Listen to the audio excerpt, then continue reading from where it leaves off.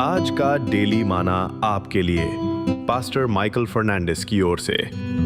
अपने स्वप्न को जगाएं, क्योंकि यहोवा की यह वाणी है कि जो कल्पनाएं मैं तुम्हारे विषय करता हूं उन्हें मैं जानता हूं, वे हानि की नहीं वरन कुशल ही की हैं, और अंत में तुम्हारी आशा पूरी करूंगा।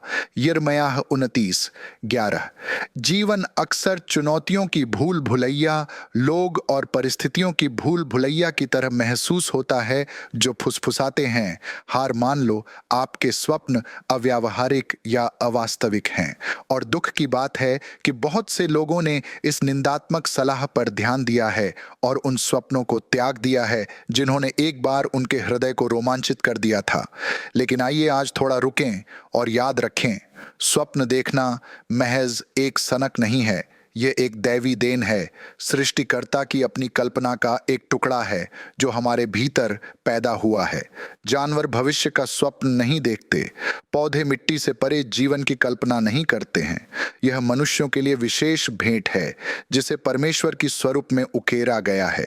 मेरा विश्वास है कि प्रभु आपसे कह रहे हैं, गर्भ में रचने से पहले ही मैंने तुझ पर चित्त लगाया, और उत्पन्न होने से पहले ही मैंने तुझे अभिषेक किया, मैंने तुझे जातियों का भविष्यद्वक्ता ठहराया।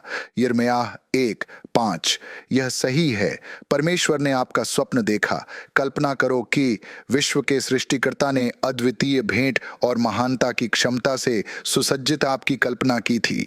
आप कोई लौकिक दुर्घटना नहीं हैं, आप एक दैवी इरादा हैं। यदि आपको लगता है कि आपकी स्वप्न देखने की क्षमता कम हो गई है, तो उस व्यक्ति के साथ फिर से जुड़ने का समय आ गया है जिसने आप में यह शानदार गुण पैदा किया है।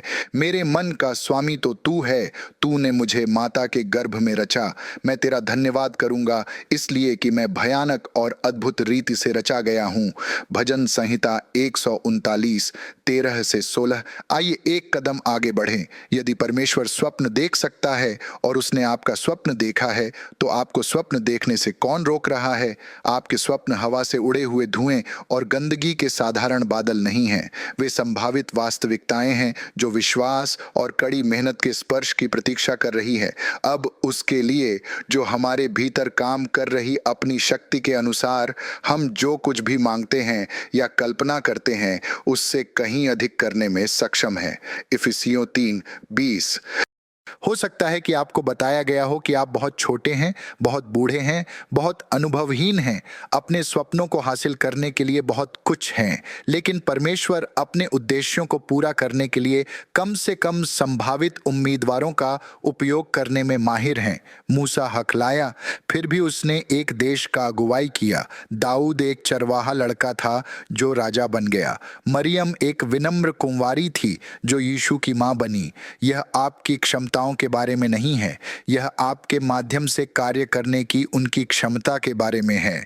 तो हर सुबह आपको 2 विकल्प दिए जाते हैं, अपने स्वप्नों के आराम के भीतर सोते रहना जारी रखें या जागें और उन्हें जीवन में लाएं।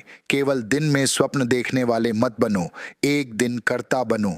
आखिरकार आपके स्वप्न सिर्फ आपके लिए नहीं हैं, वे उन लोगों के लिए हैं जिनके जीवन को आप छुएंगे, जिन समस्याओं को आप हल करेंगे और जो माहौल आप बनाएंगे। आपके स्वप्न वे माध्यम हैं जिनके माध्यम से परमेश्वर यहाँ पृथ्वी पर अपना राज्य प्रकट करना चाहते हैं।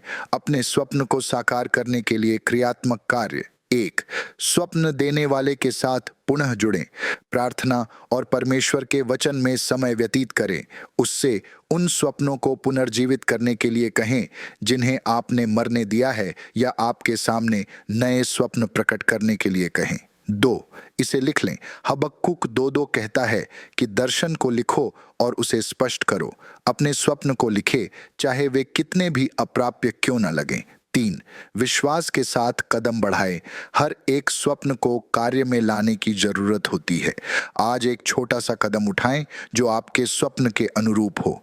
परमेश्वर आपके स्वप्नों पर विश्वास करता है। अब आपकी भी विश्वास करने की बारी है। आमीन। आओ अभी मेरे साथ प्रार्थना करें। स्वर्गीय पिता, हमारे हृदय को दैवी स्वप्नों से प्रज्वलित कर, ताकि हम आपके भव्य रचना में निडर सह सृष्टिकर्ता बन सकें। हे प्रभु, हमें हमारी विधान में कदम रखने, जीवन को छूने और पृथ्वी पर आपका राज्य प्रकट करने के लिए सशक्त बना, यीशु के नाम में, आमीन।